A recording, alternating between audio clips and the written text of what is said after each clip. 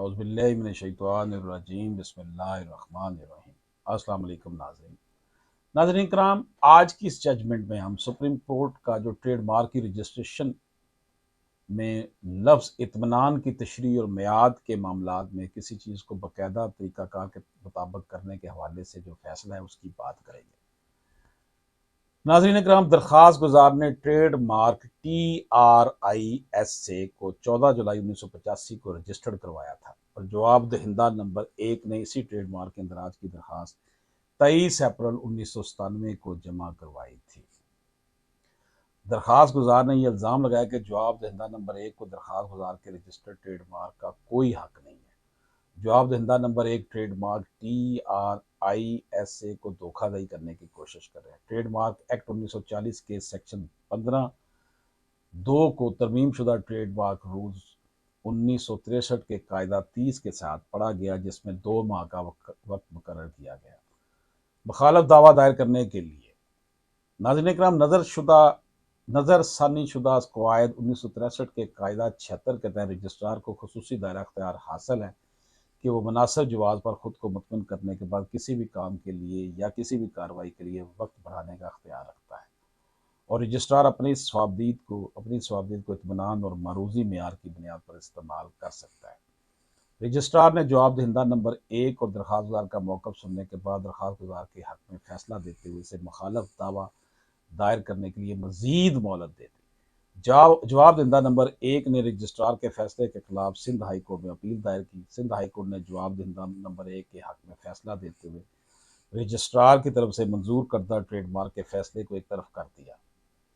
اور درخواست گزار نے سندھ ہائی کورٹ کے فیصلے کے خلاف سپریم کورٹ میں اپیل دائر کی۔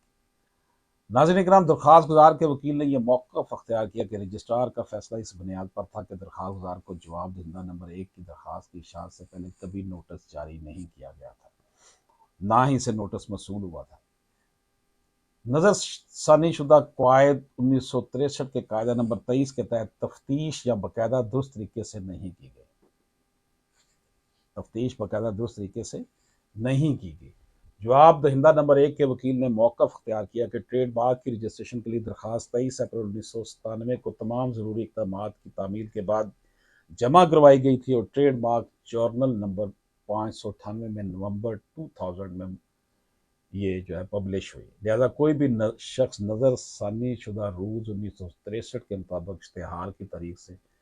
2 ماہ کی مقررہ مدت کے اندر مخالف دعویٰ داخل کر کے رجسٹریشن کی مخالفت کر سکتا ہے، لیکن 10 مارچ 2003 تک کوئی مخالفت درج نہیں کی گئی۔ اس حقیقت کے باوجود 2 ماہ کی قانونی مدت ختم ہو گئی۔ ناظرین کرام، فریقین کی بات سننے کے بعد عدالت نے اپنے فیصلے کا آغاز اس نقطے سے کیا کہ عام طور پر ایک قانون میں فراہم کردہ طریقہ کار ہوتا ہے جس میں ایک مخصوص عمل کو ایک مخصوص طریقے سے کرنے کی ضرورت ہوتی ہے، لیکن بعض اوقات اسے محض ایک رسمی طور پر لیا جاتا ہے اور یہ بہت ہی لاپرواہی اور مجرمانہ انداز میں کیا جاتا ہے۔ یہ اکثر اوقات میعاد کے معاملات میں ہوتا ہے، جہاں ایک قانون کے مطابق کسی کام کو ایک مخصوص مدت میں ایک خاص طریقے سے کرنے کی ضرورت ہوتی ہے، لیکن لوگ اسے ہلکے میں لیتے ہیں،